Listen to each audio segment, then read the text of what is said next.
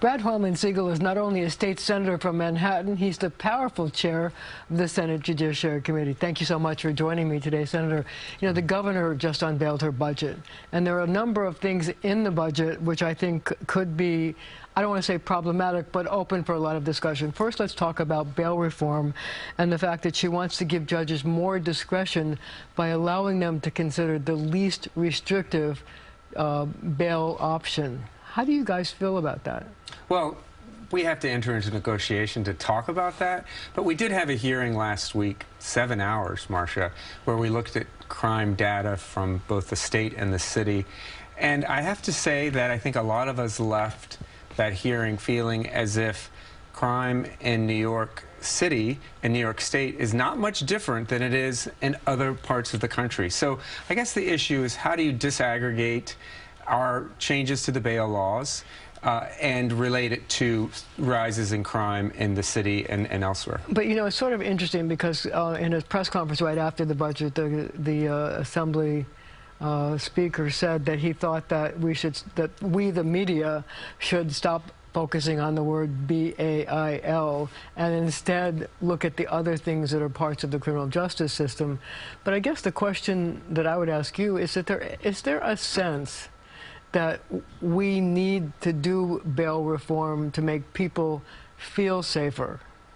Well, there is a sense that our criminal justice system has been really upside down for the last century or longer, and really has worked to incarcerate so many people in our society unnecessarily. And that's what we're seeing when we have disaggregated these statistics and looked at crime both in New York City and the state and elsewhere.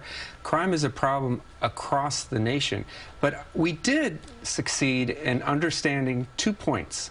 Which are, one, New York City is still the safest big city in America, and New York State is still the safest big state in America. But we have to do more, and I agree that perception is a huge problem. If people don't feel safe on the streets, or importantly on the subways, then that's going to create a knockdown effect. I guess the big $64,000 question is, how do you make people feel safe, even though many people don't think you need to do it by changing bail laws?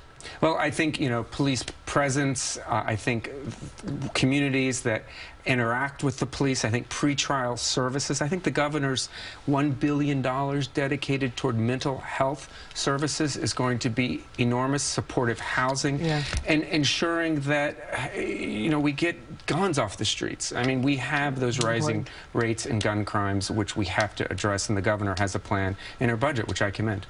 So let's talk about charter schools.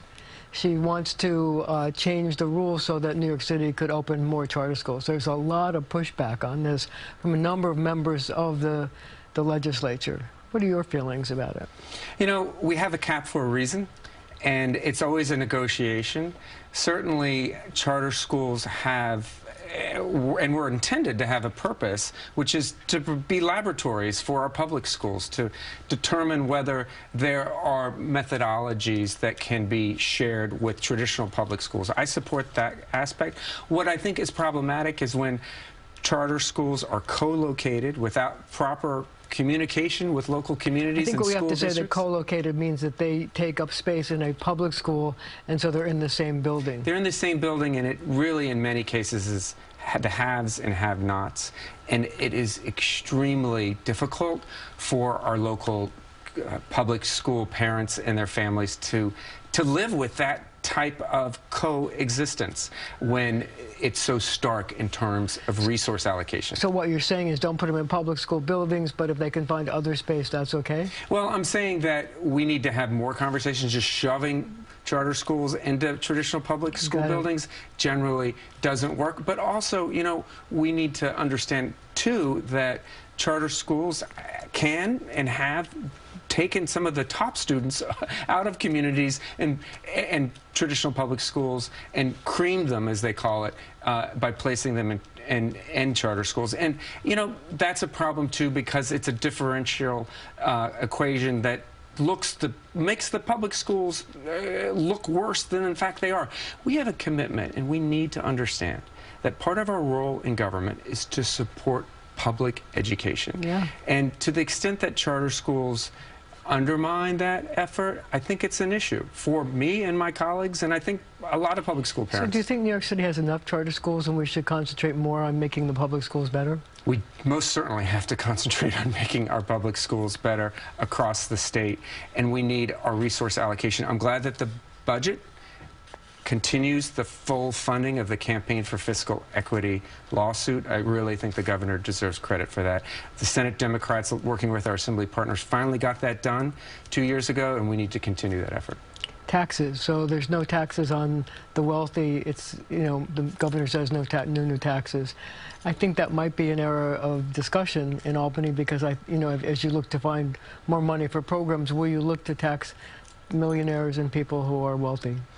Certainly, I think we should. The very wealthy did pretty well during the pandemic. I still don't think they're paying their fair share in New York State, particularly after the Trump-era tax cuts. Corporations, too. I'm glad that the governor is holding the line on the corporate tax rate, but I think we could do even better, particularly if we have shortfalls in connection with the MTA and other big infrastructure projects. We're going to have to look to those who have benefited recently from tax cuts to make up the difference. So it's an area that we need to look at closely. So let's talk about the Judiciary Committee and Judge Hector LaSalle. Why was there such opposition to him, and what are you looking for in the next person who hopefully will be nominated to head the State Court of Appeals?